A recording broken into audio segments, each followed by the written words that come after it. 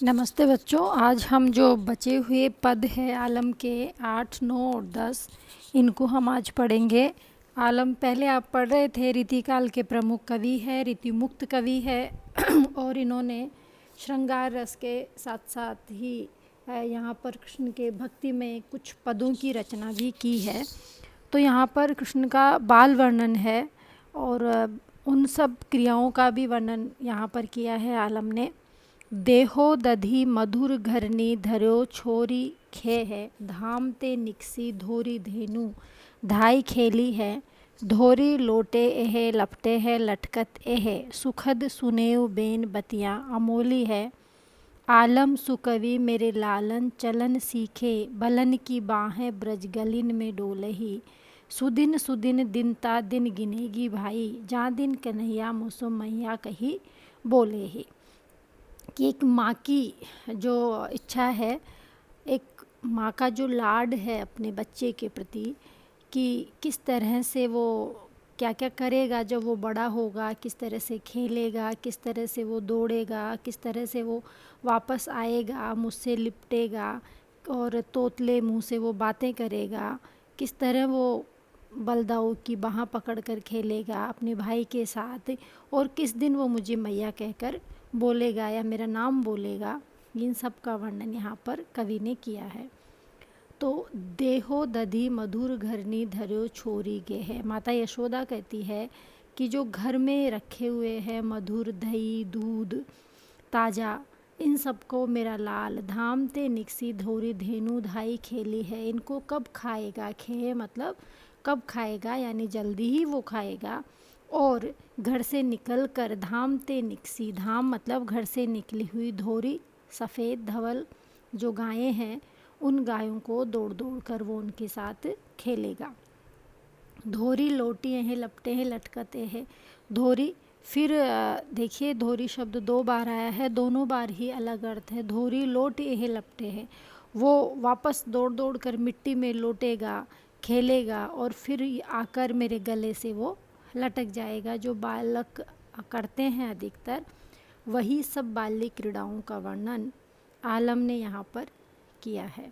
सुखद स्नेह बेन बतियाँ अमूली है, और वो बतियाँ, वो बैन, वो वाणी जो मेरे लिए अमूल्य होगी, अमोली जिनका कोई मूल्य नहीं है, जो अमूल्य होगी, वो सुखद स्नेह भरी वाणी वो कब बोलेगा, वो कब बातें करेगा। जब हम देखते हैं कि बच्चा जब बोलना शुरू करता है तो अपनी भाषा में वो कैसे कैसे शब्द बोलता है प्रारंभ में, तो हमको लाड आने लगता है उसके ऊपर, और उसकी भाषा, उसके शब्द हमें बड़े प्रिय लगते हैं। बलन की बाह ब्रज गलिन में डोले, बलन की बलराम की बाह पकड़कर वो ब्रज गलियों में डोलेगा। इस तरह वो सीखेगा चलना। और सुदिन सुदिन दिन ता दिन गिनेगी भाई, वो दिन, अच्छे दिन कब आएंगे, वो मेरे जीवन में अच्छे दिन आने वाले हैं। जिस दिन ये दिन आ जाएंगे उस दिन कहकर कन्हैया मुझे मैया बुलाएगा, तो मेरे जीवन के वो सबसे सुंदर दिन होंगे। एक माँ के लिए उसका जो ममत्व है, एक बच्चे के प्रति अपना जो प्रेम है, जो स्नेह है, और माँ का जो वात्सल्य है, वो उसकी क्रीड़ाओं में ही वो ढूंढा करती है। और उसकी क्रीड़ाएं भले ही और लोग उनसे परेशान हो जाए, लेकिन माँ अपने बच्चे की बाल सुलभ क्रीड़ाओं से कभी भी परेशान नहीं होती है, बल्कि वो क्रीड़ाएं उसको सुख ही देती है। तो इस तरह जो माता यशोदा है वो भी कृष्ण की बाल क्रीड़ाओं के लिए का वर्णन करके उनको सोच कर वो आनंद मग्न हो रही है। नीचे वाला पद है, नीके नहाई धोई धूरी पैठो नेक बैठो आनी, धूरी जटी गई धूर जटी लो भवन में, पीने पैठो अंबर सु निकसो दिगंबर है, द्रग देखो भाल में अचंबो लाग्यो मन में, जैसो हिमकर धरे और गरे गरल, भारी घरु डरू वरु छोड़ो एक खन में, देखे दुती ना परत पाप रेते पापरत, साप रेते सुरसरी सांप रेंगे तन में। कि जो कृष्ण है उनका वर्णन यहाँ पर, जो उनके साथ ही श्री कृष्ण के साथ ही यहाँ पर शिव शंकर का वर्णन, भगवान भोले शंकर का वर्णन यहाँ पर कवि ने किया है और किस तरह से वो लग रहे हैं वहाँ पे उसका वर्णन है कि जब भगवान शंकर स्नान करके आते हैं तो इसी तरह वो धूल में लिपटे हुए, उनका स्नान ध्यान वो राख लपेटते हैं, अपने शरीर पे विराजमान होते हैं और उनकी जो जटाओं में धूल लिपटी हुई है वो कैलाश पर्वत तक चले गई है। नी की नहाए धोए धूरी बैठो नेक बैठो आने, धूर जटी गई धूर जटी लो भवन में, कि किस तरह उनकी धूल, उनकी जटाओं में जो लिपटी हुई धूल है वो किस तरह कैलाश पर्वत पर फैल गई है और उस कैलाश पर्वत के जो मालिक है वो शंकर है और किस तरह से वो जो धूल बर्फ़ के रूप में जमकर उसकी वहाँ पर वो शोभा बढ़ा रही है।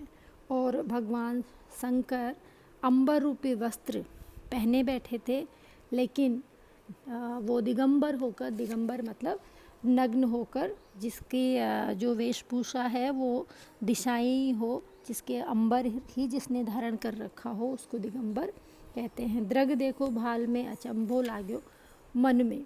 दूसरा वर्णन वो करती हैं कि कवि आलम करते हैं कि उनके मस्तक पर चंद्रमा विराजमान है तो मेरे मन में आश्चर्य होने लगा और साथ ही साथ द्रग देखो भाल में, द्रग मतलब आँखें, उनके भाल में जो तीसरा नेत्र है वो भी मैं देखकर अचंभित हो गया हूँ। और जो शिव शंकर है वो निर्वस्त्र होकर अपने सिर पर दूज के चांद की चंद्रकला सजाकर कैसा आनंद वो लेते होंगे। तो इन्होंने ये शंकर जो चंद्रमा धारण किए हुए हैं और उसके विपरीत चंद्रमा की जो प्रकृति है वो शीतल है और उसके विपरीत उन्होंने अपने गले में जो सांप धारण कर रखे हैं वो जहर से युक्त है, विष उन्होंने अपने गले में धारण कर रखा है।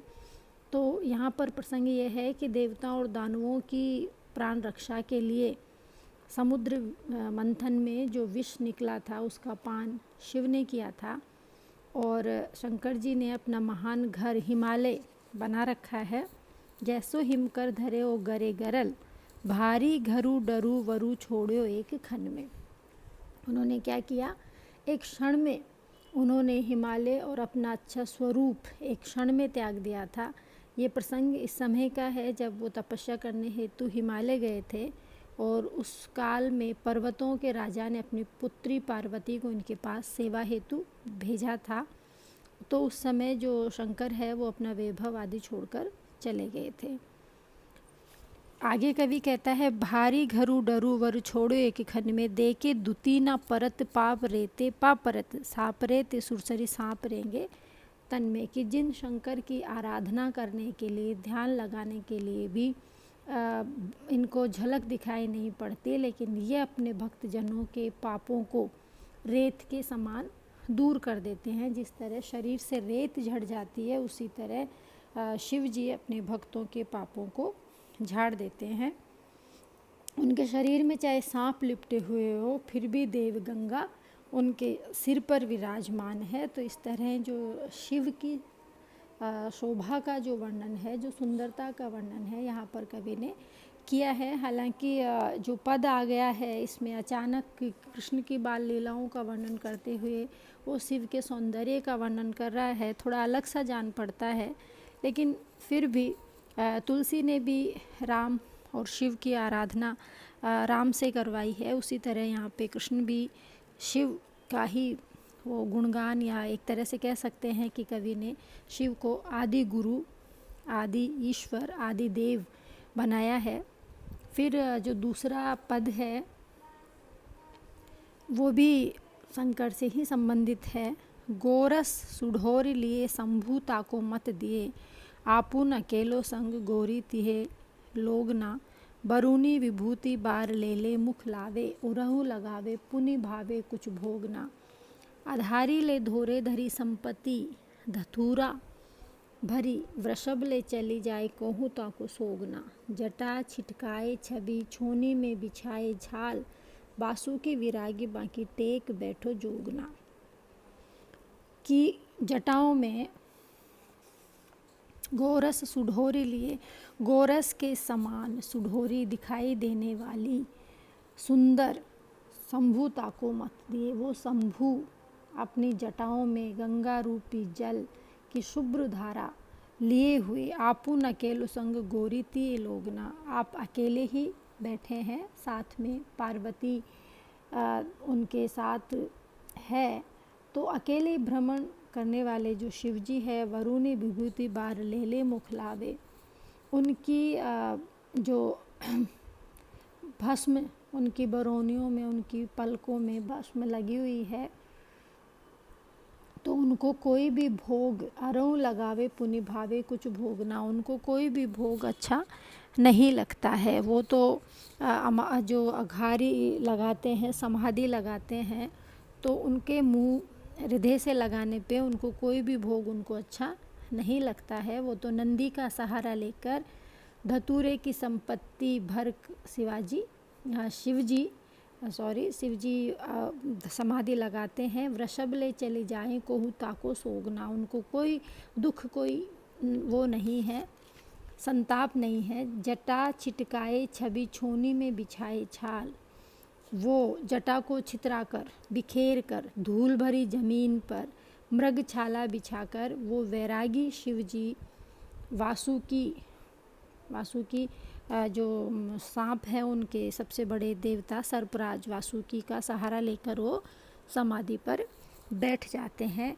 बैठो जोगना, जोग योग के लिए वो समाधि पर बैठ जाते हैं। तो शिवजी का जो यहाँ पर वर्णन है वो परंपरागत अनुसार वर्णन है। शिवजी की छवि हमारे सामने ऐसे ही है और शिवजी की ये जो छवि है इसका वर्णन ही कवि आलम ने यहाँ पर किया है। तो कृष्ण के साथ साथ शिव की महिमा का वर्णन, शिव के सौंदर्य का वर्णन कवि यहाँ दिखाना ये चाहते हैं कि शैव और वैष्णव दोनों का समन्वय जो तुलसी ने किया वही यहाँ पर कवि आलम भी कर रहे हैं। तो ये जो शैव और वैष्णव परंपरा का जो समन्वय चला भक्ति काल में बहुत ज़्यादा आगे बढ़ गया था और भक्ति काल में ये ज़रूरत हो गई थी कि शैव और वैष्णव अलग अलग नहीं है, और इसीलिए तुलसी ने राम के मुंह से कहलवाया है कि शिव द्रोही ममदास कहावा, सो नर मोहि सपनेव नहीं पावा।